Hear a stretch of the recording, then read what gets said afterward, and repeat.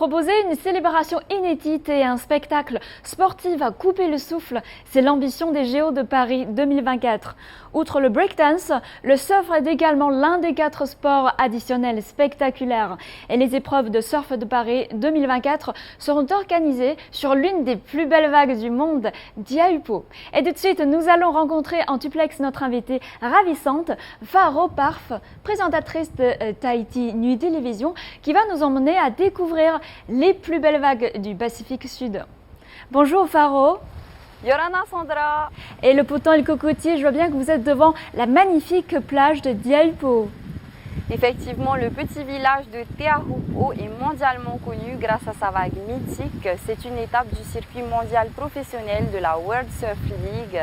C'est ici même, sur cette paradisiaque presqu'île de Tahiti, que seront accueillies les épreuves de surf des JO 2024 de Paris. Une opportunité exceptionnelle pour la population locale et une vitrine pour la Polynésie qui vit de son tourisme. De nombreux talents ont surfé cette vague. D'ailleurs, 2 Tahitiens, Vahine Fierro et Kaoli Vast, ont participé au championnat du monde de surf au Salvador. Tous deux ont décroché leur ticket pour les JO. De retour à Tahiti, ils ont été accueillis en héros au son des percussions polynésiennes. Un reportage d'Oriano Tefao. Accueillis en héros, nos 2 champions n'ont pas hésité à entrer dans la danse. Après un long voyage depuis le Salvador, ils sont fatigués mais soulagés de retrouver leur famille et libérés d'avoir obtenu leur qualification. Une fois que j'étais qualifié, il fallait que je fasse devant un Espagnol qui était le dernier Européen. Et voilà, j'ai fini 3e, j'ai perdu la série, mais j'ai été quand même devant lui au niveau des points. Donc c'est moi qui ai eu la place pour les JO. Et voilà, et après c'était tellement d'émotions parce que c'était quelque chose, c'était un rêve. Et voilà, maintenant ça se réalise. Et voilà, et j'ai relâché toute la pression juste après la série. Et c'est incroyable. Il ne fallait pas que ça soit une surprise qu'on soit dans les JO. Il fallait qu'on soit dans les JO. C'était une obligation pour nous parce que c'est ici à Tahiti. On est les préférés de cette compétition parce qu'on a passé le plus de temps ici. Donc c'était impossible que ça se fasse autrement. Et le fait qu'on ait pu tous les deux remporter ce ticket dans la même compétition à un jour près, c'est écrit dans l'histoire maintenant et on a travaillé dur pour pouvoir y arriver. 2 enfants du Fénois se feront la vague olympique sur leur terrain de jeu à Teahupo, un scénario improbable que nos 2 Haïtons ont écrit dans l'histoire, un parcours exemplaire pour la nouvelle génération.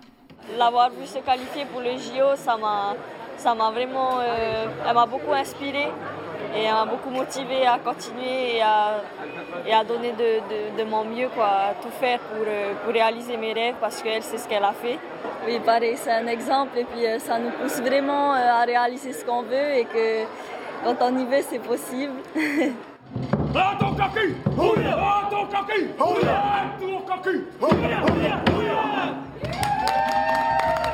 3 Tahitiens intègrent désormais l'équipe des tricolores pour ce rendez-vous planétaire.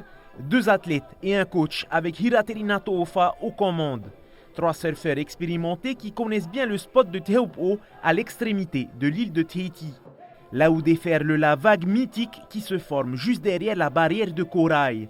Un monstre d'eau particulièrement puissant qui atteint régulièrement les 5 mètres de haut et les 4 mètres de diamètre. Un atout pour nos champions qui comptent bien être portés par les encouragements de la population. Ils représenteront une véritable chance de médaille française lors de ces JO de Paris 2024. J'ai eu de la chance d'avoir fait un bon résultat l'année dernière à la Teahupo Pro.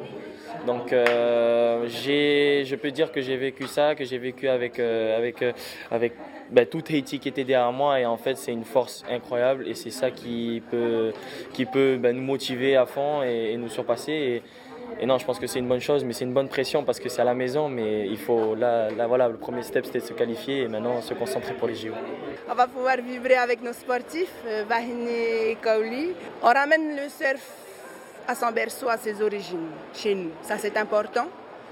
Et je compte sur la population pour pouvoir, comme on dit chez nous, tahoe, se fédérer, être en cohésion derrière l'événement, mais aussi derrière nos sportifs.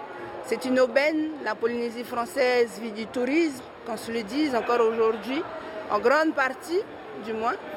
Et il faut qu'on saisisse ce type d'opportunité. Il faut qu'on mette tout en œuvre pour être un exemple.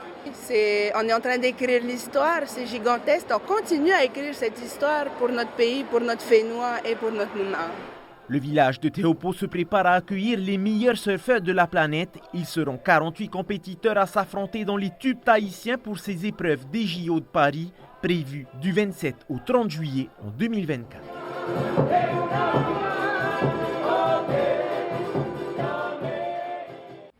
Tahiti est connu pour son accueil chaleureux et pour ses paysages exceptionnels. La magie opérera l'année prochaine et toute la Polynésie vous attend avec impatience sur la plus belle vague du monde.